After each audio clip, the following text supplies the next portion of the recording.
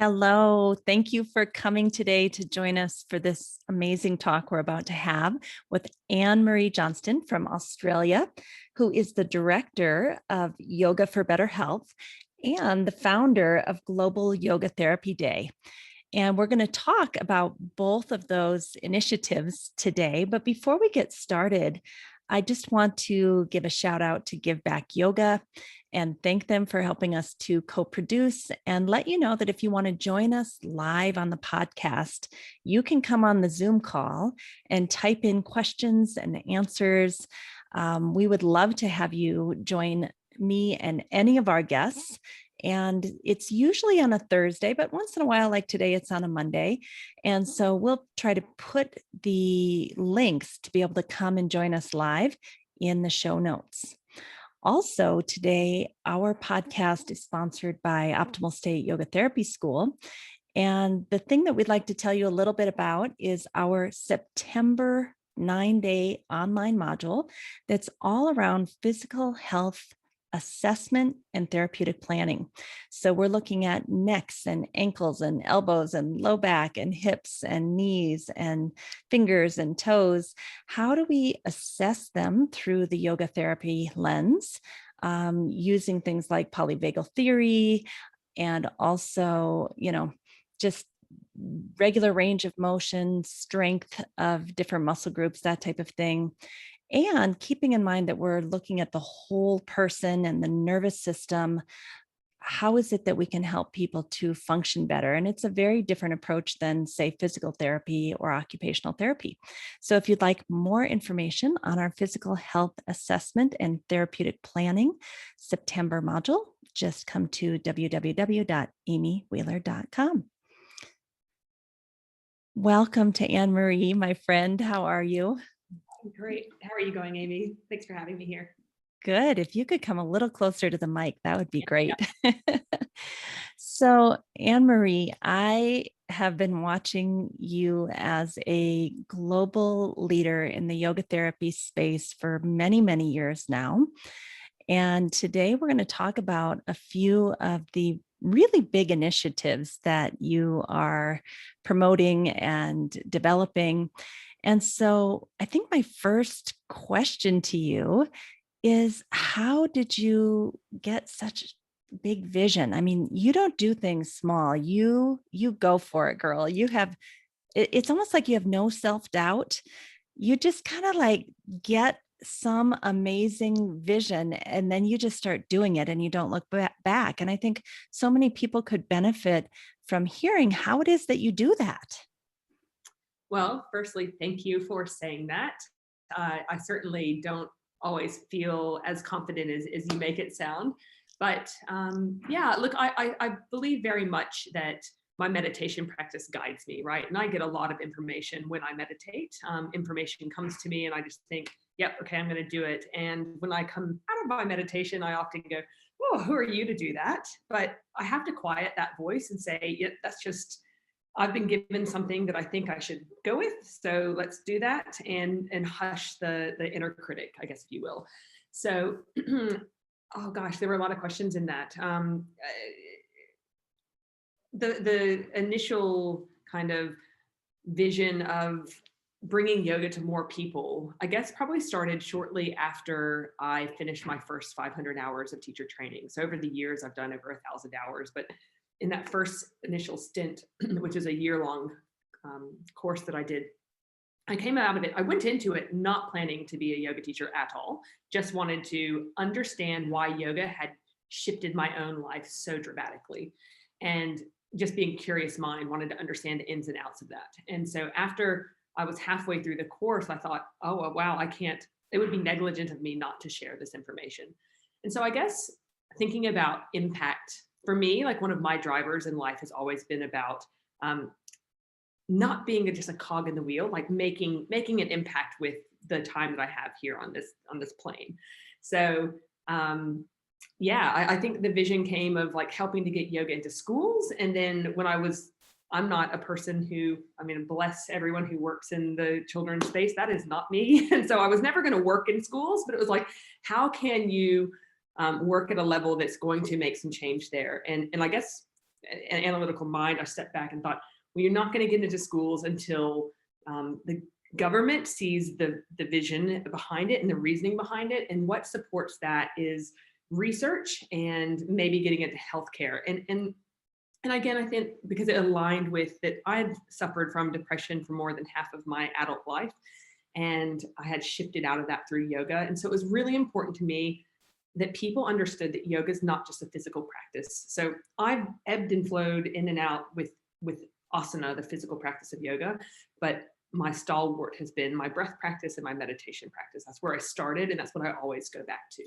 And I wanted people to understand that yoga is not just, what you see at the gyms or what you see on Instagram or whatnot. And I guess the more that I looked into it and saw what was being put out to particularly the Western society of what yoga was, and knowing what my own experience was, there was such a disconnect. And it was like, I need to help shift that perception.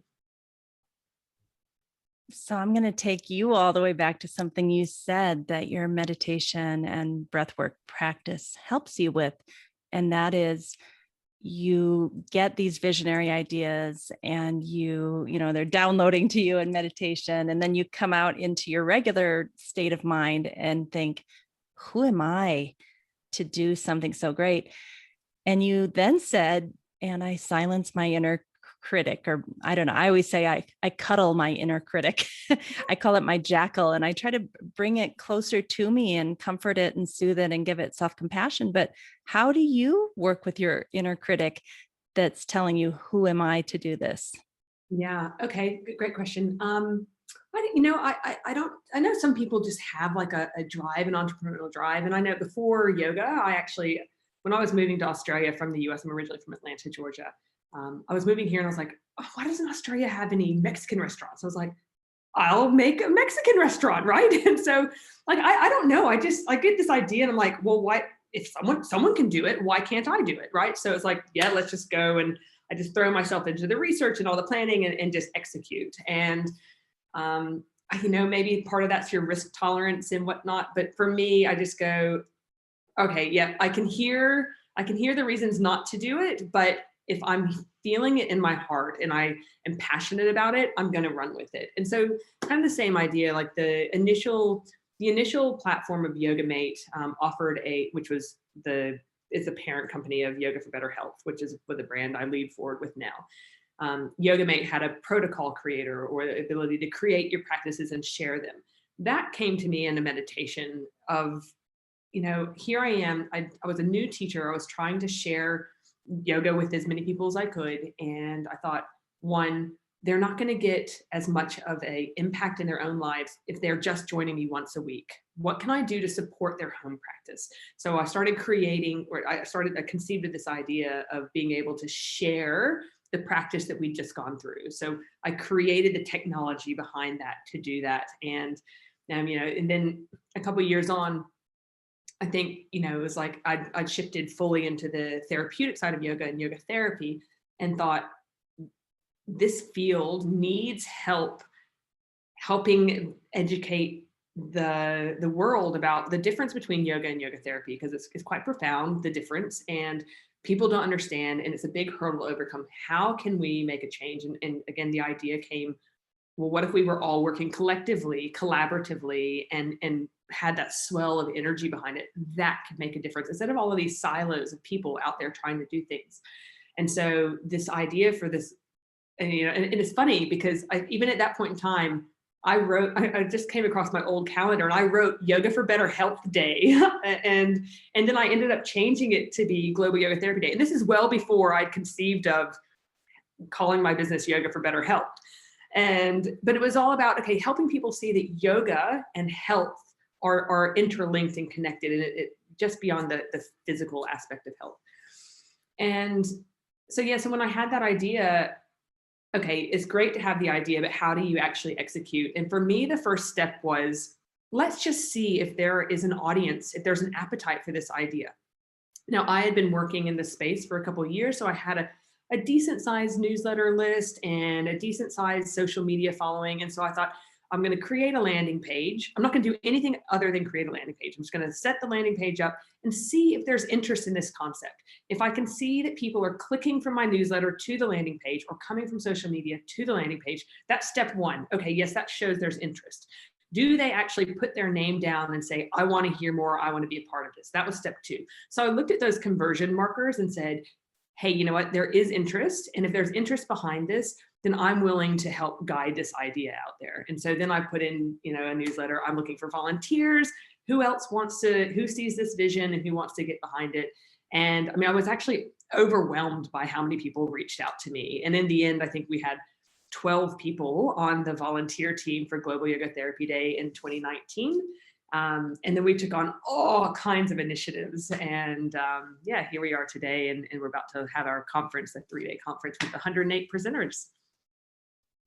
Okay, so I want to get to Global Yoga Therapy Day and Yoga for Better Health, but I also just want to acknowledge, like, you are a businesswoman too. You have a master's degree in marketing, I think, and you actually run or did run, I'm not sure, you can tell us, kind of a marketing class that I actually took. And it was such an eye opener for me to understand that it's not okay for me to just teach yoga. Like I'm never going to be able to sustain myself and do this long-term serving the people I love if I don't figure out this business thing. And so my first introduction to business was your course. And then I went and took every kind of workshop, and I found a women's resource center at my local university, and I just went bonkers, and to the point where I now offer a 6-month business course. But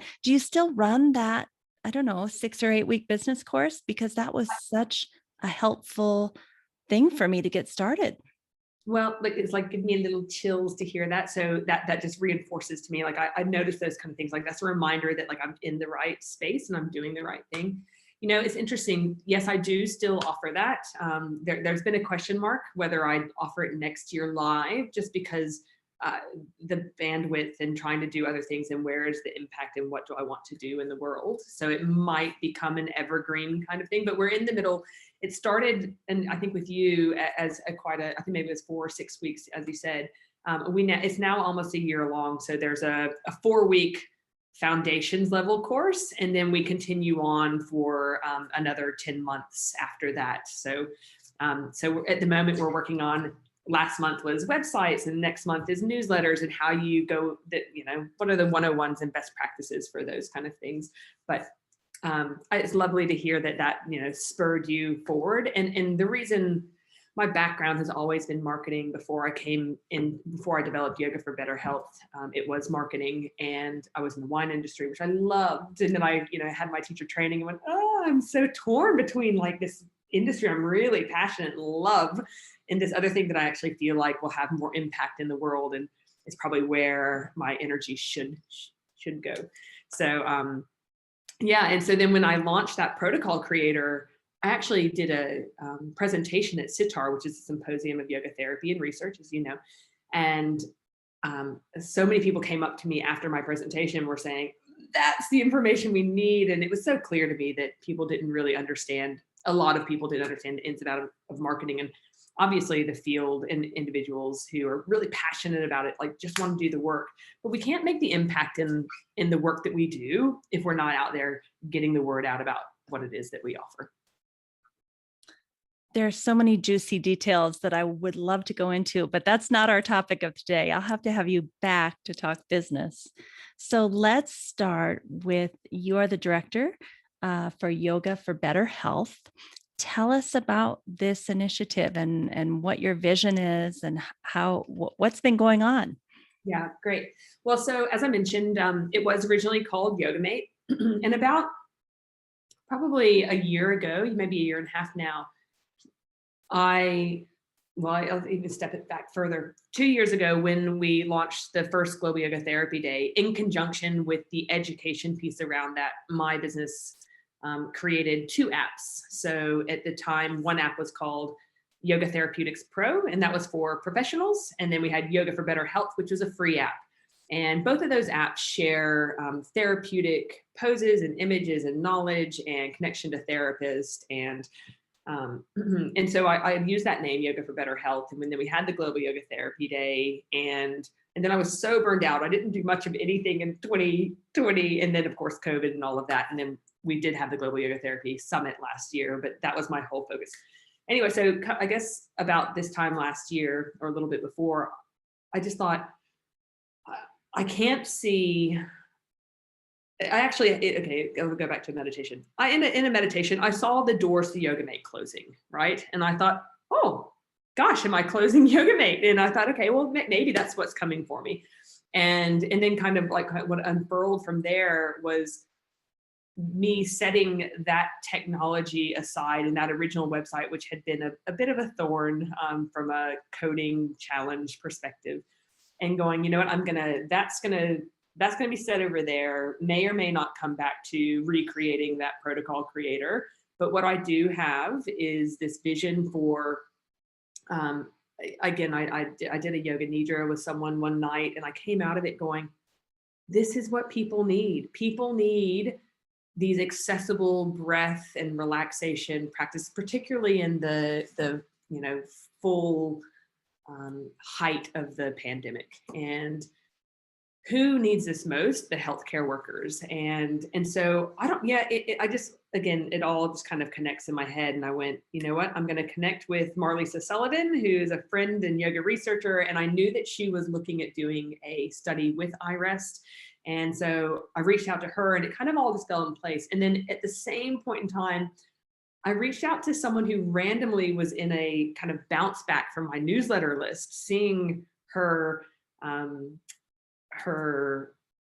job title. And I thought, who is this person? And I Googled her, and it said she's studying to be a yoga therapist, and she's the program lead of a major healthcare system. And I was like, okay, well, let's follow that lead. So I just reached out to that person, and then we kind of went from there. And now we're about to launch a pilot program and a bit of a study with 300 healthcare workers implementing a yoga therapy and therapeutic yoga via iRest to look at how people respond to receiving it online versus some pre-recorded delivery, and also the difference between yoga therapy, where they actually are interacting with a yoga therapist, versus just going to these the therapeutic classes. So that's one thing that's happening. But yeah, so sorry, I want to peel back.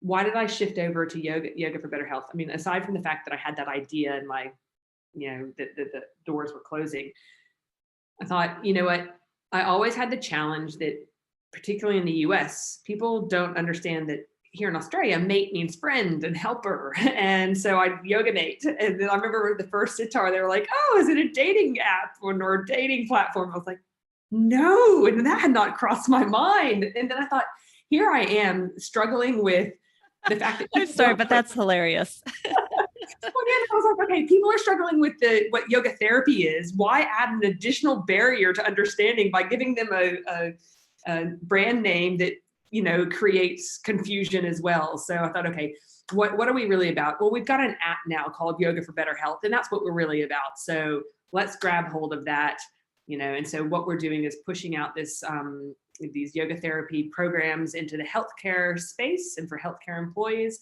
We still have our apps, and we're just, Yoga for Better Health moving forward. Well, and so many things are coming to mind. I feel like when I'm with you, I tap into your visionary mind that, first of all, just the tenacity and persistence of you create this thing and it didn't go as you planned, but you're open to finding a way through that little challenge. And then you hit another block and you're like, oh my gosh, you think it's a dating app? All right, well, let's pivot over here. Like, that is entrepreneurship, right? That is also how we have to serve the world. I think so many people hit a wall and quit instead of pivoting and taking the best of what they've learned and then moving forward. Yeah. And then the second thing that I just want to comment on is 300 healthcare providers in a study. Mm-hmm. And you're looking at yoga therapy, one-on-one, I assume, with a proper assessment, therapeutic planning, lifestyle guidance, versus maybe therapeutic yoga classes, which don't involve an assessment, right? Now, are those therapeutic classes live with someone or are they pre-recorded? I'm just interested in the structure of Yeah, the study. sure. So I guess I shouldn't say it's necessarily, we're kind of, but not really pitting them against each other because there's benefit in both. But what we're going to actually be doing is some people will be just receiving an I-rest yoga nidra, and then some people will be receiving a mindful movement based and breath based practice. And then some people will be assessed by a yoga therapist, and they will be funneled into one of those two based on what the yoga therapist thinks is better for them. They'll receive some personal and lifestyle advice as well in conjunction with that. And then they will have access to the recording of whichever one they didn't attend if they want kind of a top up. So we're looking at all of that. And then we also have a wait list. So people who aren't initially put into the program, so we can look at, so we'll do assessments beforehand of a lot of different, stress and turnover intention and some mental health assessment scales. And then everyone will take that. And at the end of the study, another assessment. And the people who didn't receive anything will then move into receiving the pre-recorded or the recorded version of it. So then we can compare, okay, well, how did people go in the live online trial versus just receiving recorded delivery? The amazing thing about it is that the healthcare system that we're partnering with so believes in this vision that they are carving out clinical hours for their staff to attend the program. So individuals who enroll into the program actually will have that hour of their day in their work week set aside for them to attend this program.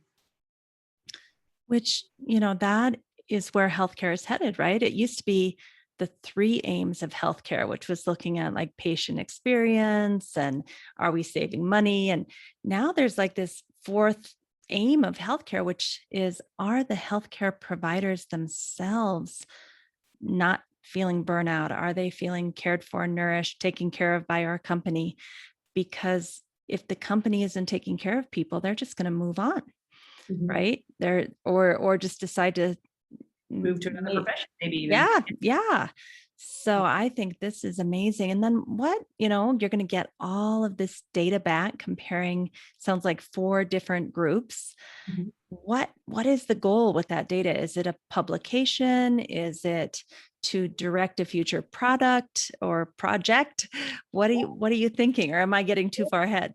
No, you're definitely not too far ahead. No, both. So certainly, in fact, we were hoping to roll out the program earlier this year so that we would have findings to share at the upcoming Global Yoga Therapy Conference.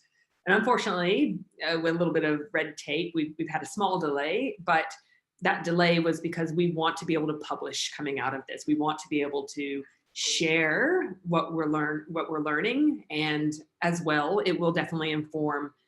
So I've had this idea, okay, and again, this is similar to back when I had the idea for the Global Yoga Therapy Day, and I did the landing page as a tester, right? Is there appetite for this in the market? We're doing the same thing here. Okay, I have this idea. I think it will be beneficial.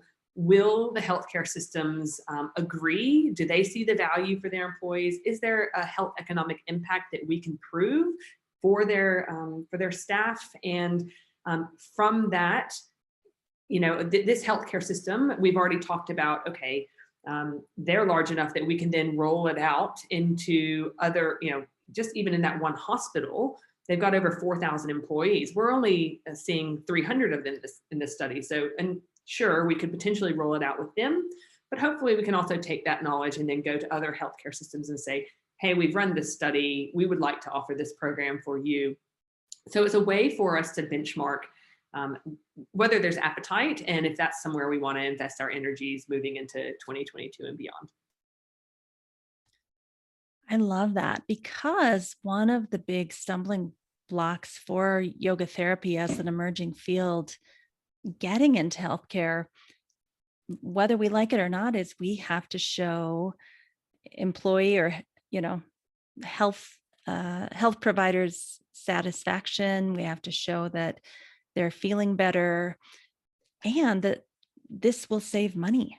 I Mm. mean, I think that's really where the rubber hits the road is, will they have less days that they take off? Will they maybe not use all their sick days? Will they not have to go out on disability? All of those numbers matter. And at the end of the day, most companies are not going to do it if it doesn't somehow save money. And I've always said that this research to show a savings and an improvement in people's health and happiness is the key to yoga therapy moving forward. What do you think? No, I totally agree. In fact, I was just reading an article last night by Eric Gressel that is based on, really looking at the impact of that. I think that one was a chronic low back pain study, but the cost savings, particularly in comparison to other health modalities, right? It like yoga therapy can be applied very effectively and fiscally effectively. So certainly helping to prove that is going to be important. And at the end of the day, absolutely, healthcare systems are a business, particularly in the US. And if they aren't seeing the dollar value of doing something, there's no chance of getting people behind it. And I see, is this something that we can then connect with insurers in some way to offer this as well? But, kind of baby steps. When I initially conceived the idea after that yoga nidra that night, it was, okay, if we can get it to the healthcare professionals, then that will have a flow-on effect to their patients, right? So in many ways, one, I mean, just better outcomes for their patients because hopefully they're in a better headspace and better present and able to be the surgeon or doctor or nurse or whomever that they would like to be, right? But secondly, if you have them participating, satisfied, enjoying yoga therapy and therapeutic yoga, then they will therefore be more likely to recommend it on to their patients as well. So I saw that kind of flow on effect. And again, that's why my head's gone there. And it's, I know you and I chatted several months ago and I told you this idea. And I'm sure you're like, oh my gosh, this is such a big departure from kind of where I've been going. And I don't have a healthcare background, and that's a challenge. So right now, one of my key things is actually finding that partner that is going to help me take this idea out. Because that's one of my biggest learnings over the past few years. When I first conceived of YogaMate and the protocol creator, I didn't have contacts in the field. It was just me on my own. I was paying some overseas developer to do this. I mean, I didn't have any tech background experience. And people, that is not the way to go. Find yourself your co-founder, save yourself a lot of hard work and energy because it's challenging and hard to do everything on your own. And you're just not going to make the impact as quickly as you'd like to. So share that pie. So shout out to someone as possibly a co-founder to bring this into the healthcare system. Let's Bhavanize for a moment. Is this worldwide? Is it starting in one country and moving to another country? How do you see this? And what are the qualities of the person you're looking for? Yeah, look, I would love for it to be worldwide. But I've also learned, let's keep our focus a little bit narrow. So, again, originally when I had the idea for that study, I was like, oh, it'll be in Australia and in the UK and in Canada and US. And I was working with English speaking countries in my head. And then I was doing this master class around digital health tech and started learning a little bit more about research and that having the ethics review board and realizing, oh my gosh, I will actually have to have it in every single country, in every single hospital. And okay, maybe we should make this a little bit tighter. And so we went from that big, I'm going to be multinational kind of idea down to, okay, well, we'll start with one healthcare system and just 300 people. And it's funny because I now know just 300 is not a small number. And I remember when I knocked on their door, they were like, ooh, I don't know, that's going to be hard to, and again, I started at the national level with this health organization, then we kind of narrowed down. But we put the feelers out to 18 or so different sites. And I had 5 or 6 go, I'm interested, let's talk further. And then we identified the one from there. Now I kind of vein off. So the question back to it, which I think that was amazing to show how willing you are just to go for it and to just write random emails to random people and say, here's what I want to do. Let's do it. I mean, this is the type of thing that I think makes you a visionary, because I get emails all the time from people saying, what do you think of this idea? And they're too scared to move forward on it. And they don't just put it out there and go for it. Yeah. Right. And they're only holding themselves back. So I just appreciate your enthusiasm and passion. But the question that I want you to answer now Who is, am I looking for? yes, because maybe this podcast can help you find that person or that group that will partner with you to bring this idea for healthcare providers to be served through therapeutic yoga and yoga therapy. Yeah. So that person is going to be pretty similar to me, right? They are going to have an energy and drive and like really believe in this space and like really want to make a difference and ready to go. But on top of that, they probably have connections in healthcare and they probably have experience that is synergistic and complementary to the skill set that I already have. So they're probably not a marketing person per se. I mean, maybe they are as well. That's great. But you know, if they have tech background, education background, healthcare background, hopefully pretty entrepreneurial, pretty innovative, pretty driven, and someone who's like really looking for that next big thing that they want to really throw their energy behind. So, you know, And they have the connections to do it. I mean, I think it is what you know, but a lot of times with big deals like this, it's who you know. absolutely, absolutely, yeah. So yeah, so I think for me to really take this vision out there, I know that I can't do that on my own, nor do I want to do it on my own. Like I've been doing my own thing for quite a long time, and it's kind of lonely. So I'm ready. I'm ready for someone who I, you know, really. And so for me, it's always about the energy and how I gel with someone. I mean, if we're on the same page and we're both ready to take it forward, then yeah, I think the sky's the limit. And I think you just have to have that belief in your idea and tune out the naysayers. I mean, I know when I was starting the Mexican restaurant, like looking at the difference of culture as well, like the Americans were like, all my friends were like, that's amazing, well done, go for it. And then I moved to Australia and everyone's like, who are you to think that you can do that? And like, even like family, like my ex-husband's family members were like putting me down about like starting this idea. And I thought, you know what?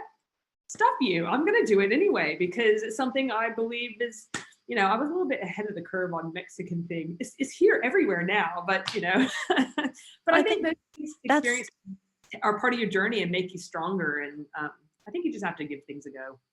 And that's part of being a visionary and a pioneer, is you are ahead of everybody, and everyone else is 5 to 10 years behind.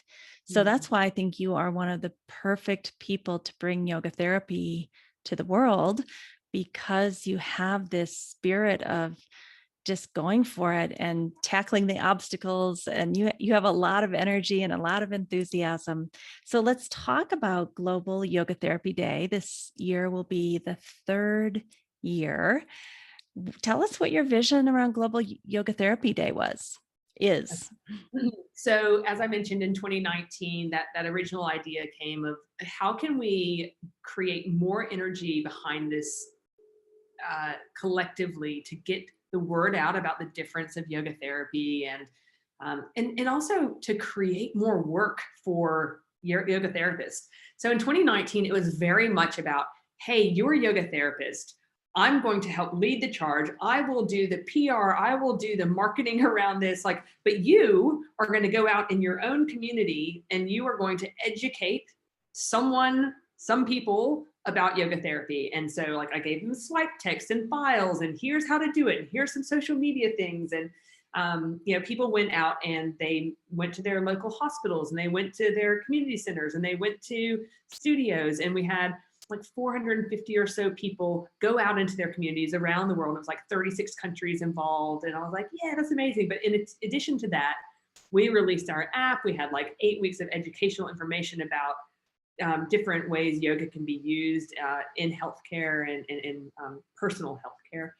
And that went forward, and we did this huge survey of over 1,350 people about how do you stay safe in your yoga practice. And then I went, oh my gosh, that was a lot. What can I do in 2020 that's maybe a little bit narrower than that, where I'm not going to fully burn myself out? And we went, there was an online component in conjunction with all of those things. And we said that was really hugely successful. But we also wanted people to do their own community outreach. Now, obviously, in 2020, that was a different situation. They could not go into their local hospitals. Sorry, I've got someone ringing my doorbell. I'm going to ignore that for a moment and hopefully they go away. Anyway, so we couldn't go out into the environment. So we had to do stuff online. So we said, hey, jump on Instagram, jump on Facebook Live and share about yoga therapy. Now, for me, it lost a little bit of the impact because I couldn't see what people were doing. And we encouraged people to do that a few days before our summit so that there wasn't confusion about what was happening. And so this year I thought, you know what, that really needs to be within the platform itself. And so instead of having a one-day summit, we've ended up expanding to 3 days. And so our conference now has these community sessions, which are experiential and educational sessions offered by yoga therapists, interspersed within the conference itself. So we've got keynotes, we've got panel presentations, but then you actually have experiential practices where we invited yoga therapists to come in and share a practice or share, one lady is going to be sharing about some research she's done through her local university and around prenatal yoga in a pandemic. So she's going to talk about the research project she did, and then she's going to also lead people through a practice. There are other people that are talking about neuroscientists and epigenetics. And yeah, you can see there, Amy's pulled it up on the screen. We have 70 different presentations happening within the community session space. And then our keynotes include Dean Ornish and Sarah Lazar, right? So I was trying to pull some people out that were more mainstream, not necessarily just yoga, in addition to some amazing yoga researchers like Shirley Tellis and Satvir Khalsa and Holger Kramer. And then, of course, we've got yoga therapists in there. I'll point out Allison Whitehead. She's the program lead at the VA hospital, and they are rolling out their whole health initiative that is bringing yoga and meditation as part of standard practice of care. So we've got a wide array of individuals coming into the conference to share. And yeah, I'm super excited about it. And as I was saying to you the other day, Amy, we've ended up with 108 just randomly. That's just how it kind of all fell together. And I thought, oh, what a perfect number for us to end up in. For people who are not aware, like 108 is like a auspicious number in a lot of numerology and astrology and Hinduism and Buddhism. And yeah. Oh, Amy, you're on mute. I was just amazed at how big it went this year, right? 108 presenters, over 70 people bringing their ideas all around yoga therapy. And I think what is so amazing to me is that sometimes when, like, I live on a mountain in a cabin, and I feel like, oh, I'm pushing this big yoga therapy ball up this hill with my little podcast to try to educate the world. But when we see things like Global Yoga Therapy Day, I am just so inspired and invigorated to keep going, because I see how many other people out there love what I love and believe in it, and also want to contribute through yoga therapy to the world. To me, it's just an amazing thing, not just the 3 days itself, but also just to keep inspiring all of us to see how many other people around the world, because this is a global community that is bringing yoga therapy forward. And I think a lot of people don't realize what's happening in Japan and Korea and China and India and Germany and Holland and, all Australia, So thank you for that. Yeah, no, that's okay. I'm excited about it too. Like, even as I was thinking about which keynotes I wanted, not knowing what was going to come in from the community session. So what we ended up doing was, again, trying to narrow it a bit. Last year, it was just open slather, with our presenters, and it was such a range of topics, which was good, and it's amazing to be able to see how it all kind of, is used in so many different spheres. But this year, I thought, let's narrow it a bit. And so we're really looking at how yoga therapy is used within healthcare, and also specifically for mental health, COVID-related health challenges, and chronic pain. And then we do have a little bit more of a catch-all category around just creating optimal health at different ages and stages. So we've made the conference, which runs across 3 days and 45 hours of presentation, right? So because we're still trying to hit different time zones around the world. So we start at noon Eastern time, which is 2 a.m. body time for me here in Australia, which will be a bit of a woo when I'm finished with the 3 days. But so it goes for 15 hours. So it starts at 2 a.m. body time. And then for me, it wraps up at 5 p.m. So that way, hopefully everywhere, no matter where you are in the world, there's some live presentations happening. And so in our community session slots, those run concurrently. So we have like 4 or 5 different presenters in that one slot. And, they're offering, again, it's a mental health, or something for chronic pain, or something for maybe, a specific age or stage of life. And I'm super excited about the quality of what people are doing out there. Like, it is so inspiring. And the platform we're using this year is a purpose-built technology that is a conference hosting platform. It is fully interactive. Like, you can set up meetings with individuals in advance. You can see who's coming. You can go ahead and message them. People can set up their profiles so that you can learn more about them. And there's already chat happening in the chat group for people who've already registered, talking about the different presentations they're excited about, or where they're living, and the kind of work they're doing. So it's really heartwarming to see, we've got people from, like Croatia to Costa Rica to Portugal, like everywhere in between, in Israel, and seeing people already beginning to, make connections. It's pretty amazing. I remember when I was president of IYT, and I got to go to the Global Yoga Therapy Consortium, which was a group of people from all over the world coming together for the first time in 2018 to talk about yoga therapy and where is it headed. And I just remember seeing people from all over that I didn't know had been doing yoga therapy for 10, 20, 30, 40, 50 years, and it had made it their life purpose. Like, I wasn't aware of all of that before that moment. And it was then that I realized this is happening. It's the 100th monkey effect, right? That we've all been doing our own thing. Like, what the 100th monkey effect is? Each, one monkey is eating a banana in Costa Rica, and another monkey is eating a banana in, Hawaii. But when 100 of them start to eat bananas at the different places all over the world, it becomes a thing. Boom, it just explodes. And now all monkeys eat bananas no matter where they are in the world. It's like everybody gets it at one time. And that's kind of how I feel about this year's Global Yoga Therapy Day. I feel like you have been working so hard to push this field forward so many years, thanklessly.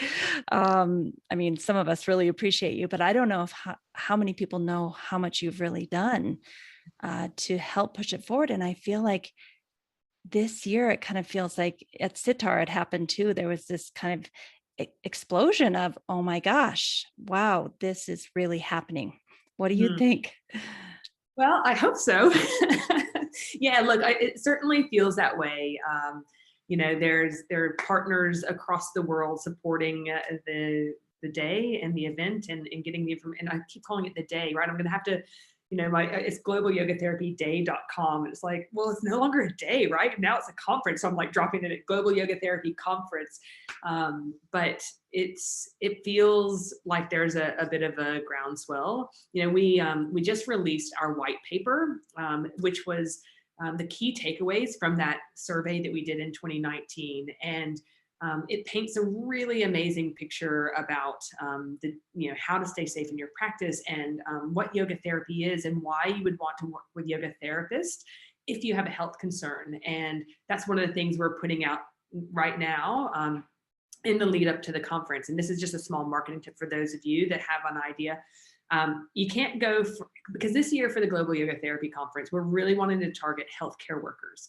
Now, I personally don't have huge tap-ins to healthcare workers. I have great connections that I've built over the past 6 years in the in the yoga professional space and the yoga therapy space.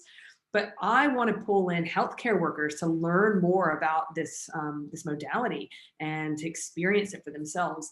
And so we've created a free ticket for healthcare professionals, but as part of our draw-in, but still knowing you can't have a Facebook ad for someone who's never heard of you and expect them to make that kind of commitment. So it was like, what can we do as a bit of a hook to get them interested, and then share a little bit about the Global Yoga Therapy Conference as well. And so what we're actually sharing in our Facebook ads for the conference is our white paper. So we're saying, hey, are you referring people to yoga and meditation? Are you using that as part of your, for your patients? Are you aware that not all yoga is safe for everybody, right? There are practices that can actually be harmful for your patients. They really need to be working, if they have a health concern, they need to be working with someone who's trained to work with people with a health concern. So we've created this whole white paper that tells this story about, yes, amazing, yoga's amazing, yoga's therapeutic, but injuries are increasing. And why are injuries increasing? Well, because what we found from that 1,350 people that responded, 1 in 2 people are coming to yoga specifically to address a health concern. And 69% of them, almost 2 in 3, over 2 in 3, have a challenge already, right? And so 2 in 3 people have a challenge, but yet only 33% of yoga professionals that responded said, I'm comfortable working with people who have health concerns, right? So there's a big disconnect. And of course, that's going to create lots of injuries and whatnot. If there's an influx of people going to yoga specifically to address health concerns, and they're working with individuals that haven't been trained to assist them in that way. So really trying to paint the picture of this is what yoga therapy is about, and this is how you connect with yoga therapists. And yeah. I think it's worth kind of just stating once again the difference between a therapeutic yoga teacher and a yoga therapist.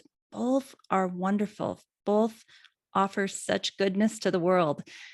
We encourage both, and they're slightly different. The yoga therapist is going to have 1,000 hours training minimum. In a lot of that is going to be learning about the healthcare system. It's a niche, right? Where I should say, learn how to read reports. We learn about SOAP notes. We learn all of this anatomy, physiology that pertains to connection with the healthcare system, which is a different niche than therapeutic yoga, which is also great. Yeah.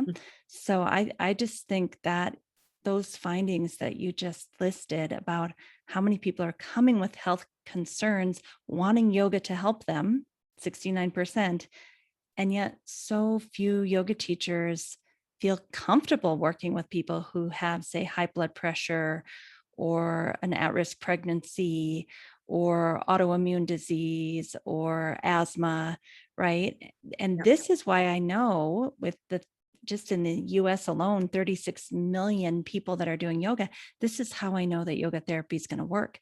Because if you look at that Yoga Journal survey from 2016 that talks about 36 million people now are doing yoga, and they say it's going to go up over 80 million people. And then you take your numbers of 69% of those people have some major health concern. We need people that know how to deal with that. And there's going to be a whole lot of need for yoga therapy out there. Yeah. Do you have any other thoughts on that?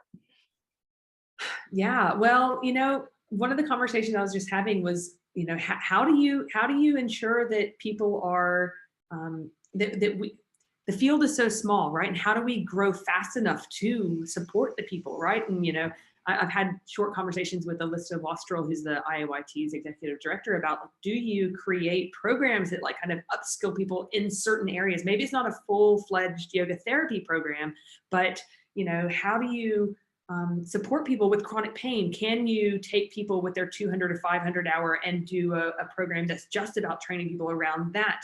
And I don't have the answer for that, but I think that's a really interesting possibility as we build up, because it's going to take some time. I mean, the yoga therapy programs are 2 years, right? And that's, how can we meet the demand soon? I agree. I mean, people. and this is what Heather Mason has been talking about in the UK also, right? That you might have yoga therapists who specialize in mental health or neuroscience or COVID, long hauler syndrome or chronic pain. And I think that is how we're going to have to scale up. But ultimately, I would hope those people would become a full yoga therapist, because nobody ever shows up with only anxiety. They show up with anxiety, low back pain, and high blood pressure. And right, so it's all connected. yeah.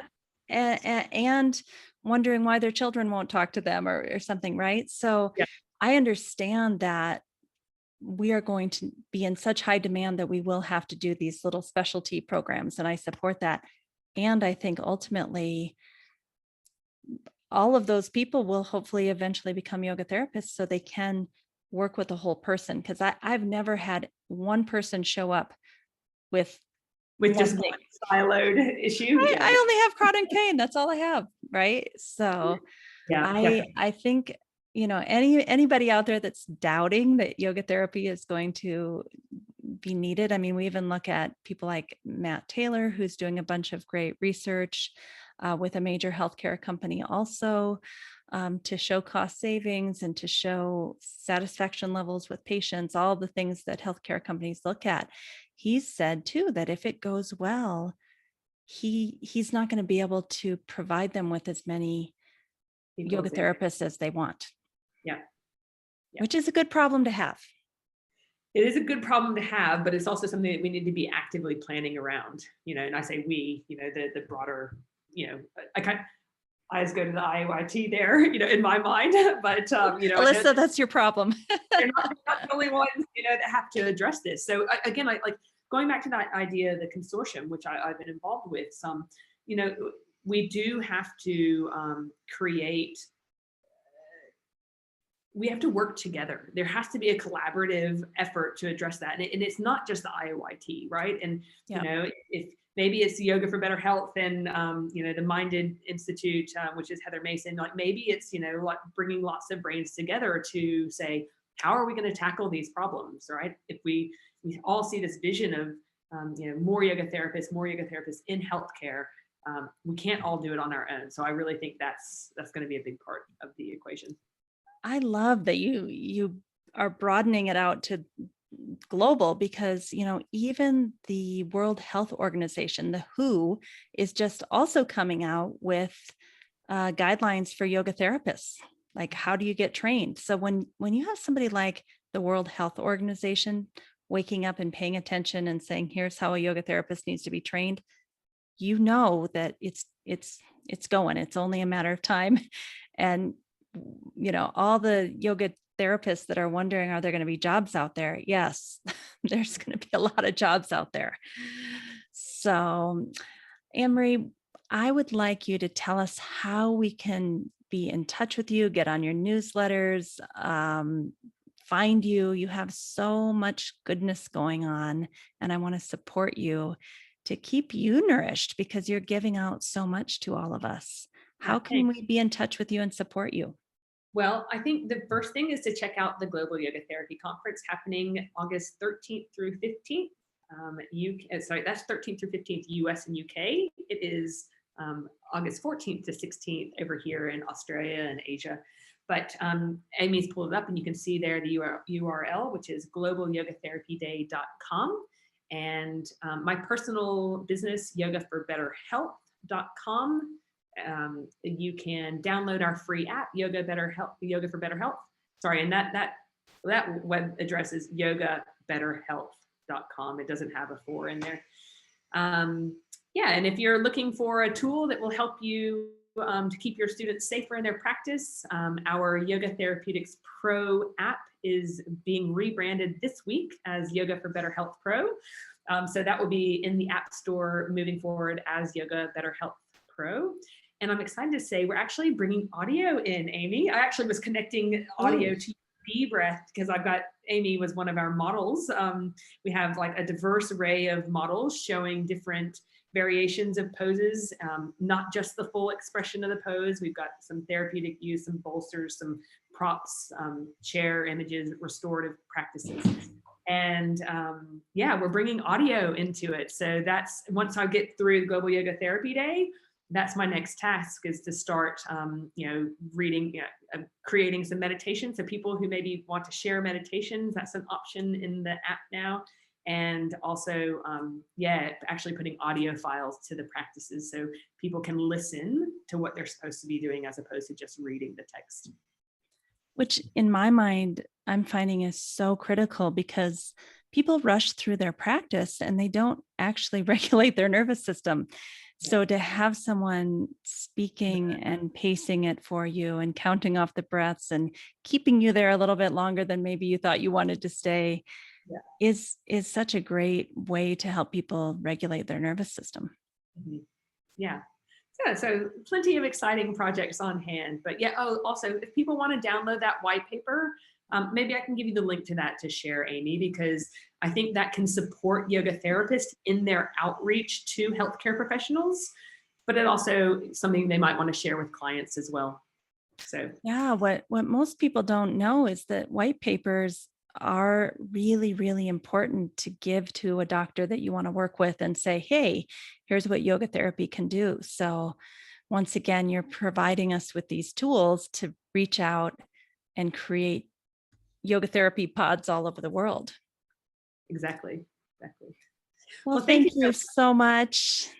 Yeah, well, it's been such a pleasure seeing you, and thank you for having me and letting me share a little bit about my journey. Thank you. It's been a pleasure, and we'll put all those links in the show notes. Thanks, Amy.